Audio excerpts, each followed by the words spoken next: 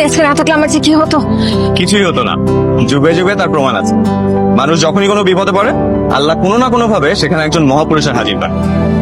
আপনি তাহলে বলতে চাইছেন আপনি একজন মহাপুরুষ? না মানে সেটা বলতে চাচ্ছি না, তবে আমি মহাপুরুষ কিনা জানি না, কিন্তু আপনাকে সাহায্য করতে পারি নিজেকে মহাপুরুষই মনে হচ্ছে। আমি ভেতরে যেয়ে বসি।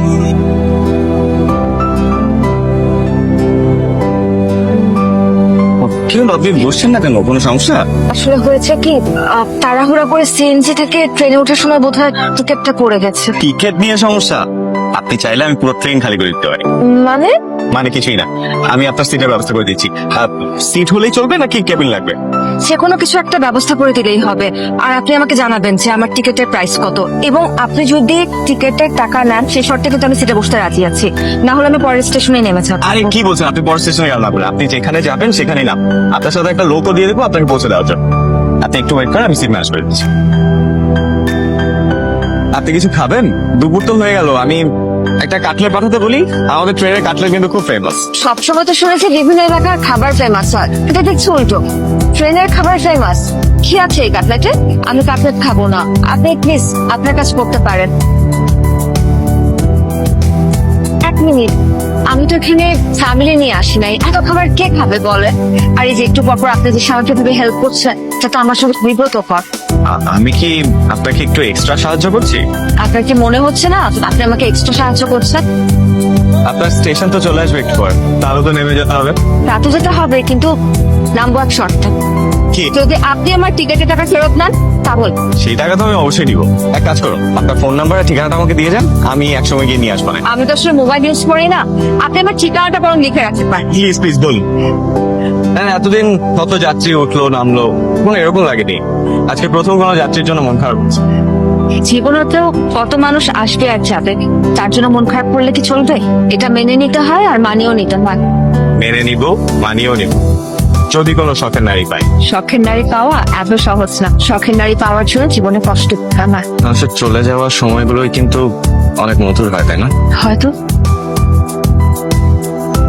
একটা অপরিচিত ছেলে আমার হাত হলো, তাতে আমার এমন লাগছে কেন? কি অদ্ভুত এক অনুভূতি হচ্ছে। আমি কি হাতটা ধুয়ে মুছে ফেলবো? এসো। এই যে শুনছেন, দাঁড়ান। আপনি যে এভাবে চলে আসবেন বুঝতে পারি নাই তো। আচ্ছা, এখানে না এভাবে দাঁড়িয়ে কথা বলাটা ঠিক হবে না। আমার মা ভীষণ রাগী, দেখতে পারলে দুজনের জন্য সর্বনাশ হয়ে যাবে। আপনি এক কাজ করুন, আপনি রাস্তার ওপাশে বিকালবেলা চলে আসুন, ওই যে পাহাড়টা দেখতে পাচ্ছেন তার পাশেই আমি থাকবো, ঠিক আছে? বিকাল? সারাদিন আমি কোথায় থাকবো? একটু ব্যবস্থা করে নিন। এত দূর এসেছেন আর এতটুকু ব্যবস্থা করতে পারবেন না? আপনি না বলে মহাপুরুষ, মহাপুরুষরা সব পারে। তুমি আসছো? আপনি আসছেন? আপনি তুমি বলতে পারেন, আর আসবো না কেন? ভুল নিয়ে চললে পাহাড়ও তো তাকে আড়াল করতে পারে না। তোমার এখানে আসাটা কি ভুল ছিল?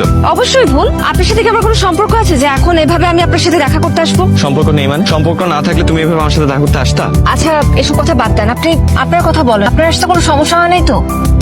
পৃথিবীতে সমস্যা তো থাকবেই, কিন্তু আজকে কোন রকম কোনো সমস্যা আমার কাছে পাত্তা পাবে না। কেন? আজকে কি এমন হয়েছে? তোমার মতো একটা পরি আমার সাথে থাকলে অন্য কোনো সমস্যা আমার কাছে পাত্তা পাবে না, এটাই তো স্বাভাবিক। লাইন তো দেখি ভালোই মারতে পারে। তাই একটু পারি।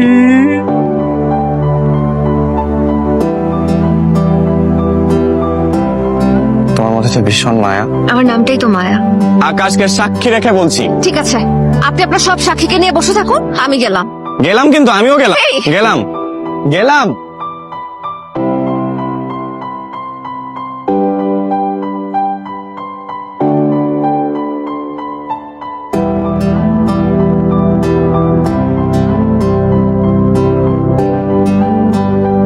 আজকে আমাদের শেষ দেখা হচ্ছে, বাসা থেকে আমার জন্য ছেলে দেখা হচ্ছে। I'm sorry. দেখো, সবকিছু নিয়ে দুষ্টামি ভালো লাগে, এইগুলা নিয়ে দুষ্টামি ফাজলামি ভালো লাগে না আমার। আজকে না হয় মজা করলাম, কোনোদিন কিন্তু এটাই সত্যি হয়ে যেতে পারে।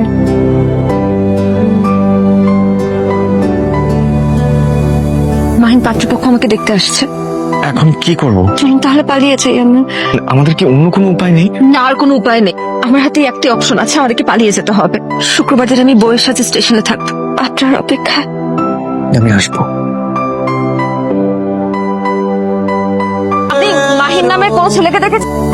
কত মাইন্ড তো আসলো, আপনি কোন মাইন্ডে খুঁজতেছেন?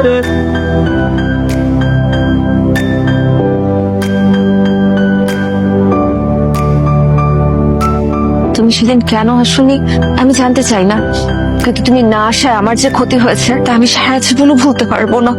তোমার জন্য আমি আমার মাকে হারিয়েছি। সেদিন আমি বাসা থেকে বের হয়ে যাওয়াটা মা মেনে নিতে পারে নাই, স্ট্রোক করে মারা গেছে।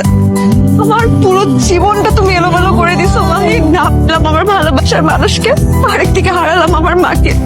ভালোবেসে কেউ কখনো ভাবে চলন্ত আগুনে ফেলে যাবে সেটা আমি ভাবতেও পারি নাই মাহিন।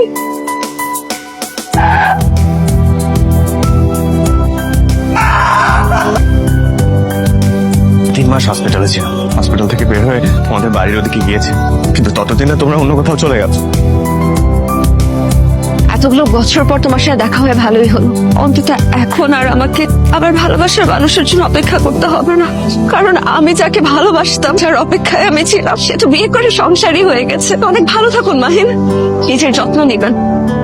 মায়া দাঁড়ান, আপনি কেমন মানুষ বলেন তো? যে মানুষটা আপনাকে খুঁজতে খুঁজতে পাগল হয়ে আছে সেই মানুষটাকে দোষারোপ করে চলে যাচ্ছে। আপনার কথা ভেবে এখন পর্যন্ত বিয়ে করেনি। মানে আমি আপনার কথা বুঝতে পারছি না, আপনি কি মাহিনের ওয়াইফ না? না, মাহিন আমার হাজবেন্ডের ছোট ভাই। আর দেখেন না, ঠিক আপনার নামের সাথে মিল রেখেই মাহিন ওর নাম রেখেছে মায়াফুল। আমি না মানুষকে ভালোবাসতে দেখেছি, কিন্তু মাহিনের মতো এত অন্ধ ভালোবাসতে আমি কখনো কাউকে দেখি।